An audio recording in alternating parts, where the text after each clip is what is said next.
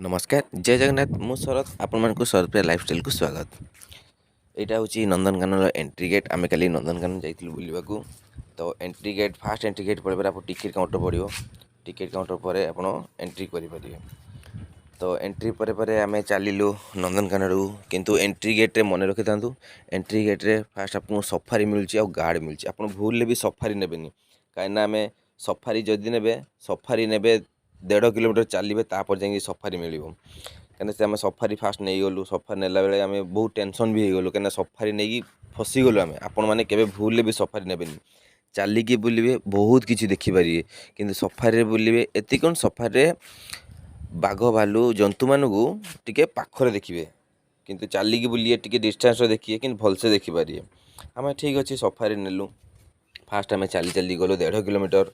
1.5 kilometre गलापर आम संगे तो गाइड भी गले जेहेतु सफारी नब मैंने गाइड नवाक निहाती बाध्य। तो आम सफारी नेलु और गाइड भी नेलु। सफारी आमको चली चली 1.5 किलोमीटर में चलने पड़ा आमको। तो सेठी पहुँचला पर आमको सफारी मिल जाव। तो आम फास्ट चलला भितर सबकि आस्ते आस्ते जिनस देखिपारू कहीं बाघ भालू आम तो भितर देखू बोली बाघ भालू सफारी जीव बोली से देखू कहीं आम एठू चली गलु एतले मयूर चढ़ई फड़ई एति सब आम देखिपारू चली गले कि चली गले सब बेस्ट। आप नंदनकानन आसुँच आप चलिकी बुलूँ। एवं आम चली चली ही बुलुचु। तो छुआ मैंने देखिए छुआ मैंने आम पछे आम गोड़ पछे बथा हो बट छुआ मान गोड़ 4टा छुआ होते गोड़ किसी भी बथा होनी कहीं से बहुत एंजय कर आम चली चली आम गोड़ बथा हो। तो एबे चलले आम चली चली 1.5 किलोमीटर तो चली पड़ो फास्ट।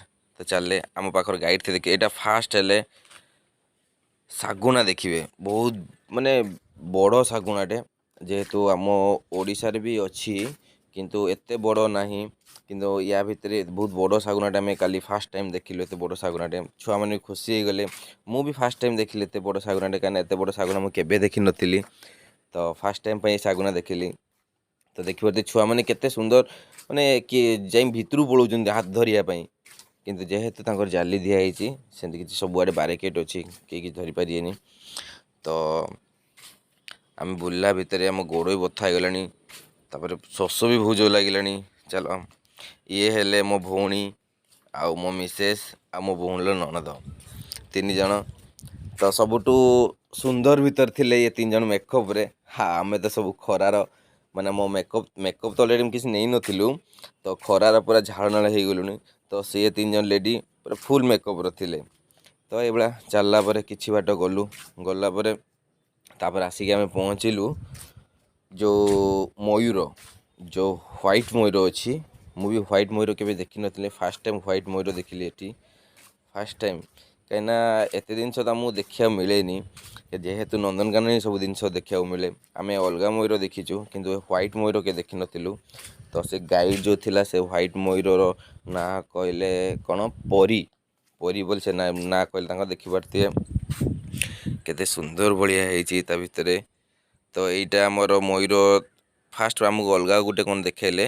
तो जेहेतु ये मुझे जानी पार्लिनी तो तापर आमको नेक्स्ट व्हाइट मयूर देखिले। जदि आपण मैंने मो चैनल नुआ अच्छा तो मत सब्सक्राइब करूँ लाइक करूँ शेयर करूँ। जदि आउ किसी विशेष किसी जानापी चाहूँ तो मत कमेंट करूँ। मोर या पर भी मो नेक्स्ट वीडियो आछी नंदनकानन पार्ट 2। आपण मैंने जब मो चैनल को सब्सक्राइब करिए लाइक करिए शेयर करिए बेल आइकन दबे तो मो नोटिफिकेशन आपन पाखु निश्चय पहुँचो। तो आप यार नेक्स्ट वीडियो देखिए देखिए व्हाइट मयूर पूरा व्हाइट मयूरटा भी बहुत सुंदर रही। देखु से मयूरटा भी माने तले बसला आम जमी समस्ते घेरी गले से देखापी। तो मयूरटा उठिकी ऊपर उड़ीगला। तो आपण मैंने आसतु देखु आसला पर नंदनकानन केमी लगुच मत कमेंट कर जनइबे। नेक्स्ट वीडियो मोर या पर नोटिफिकेशन मिल जाव। रखुची नमस्कार जय जगन्नाथ।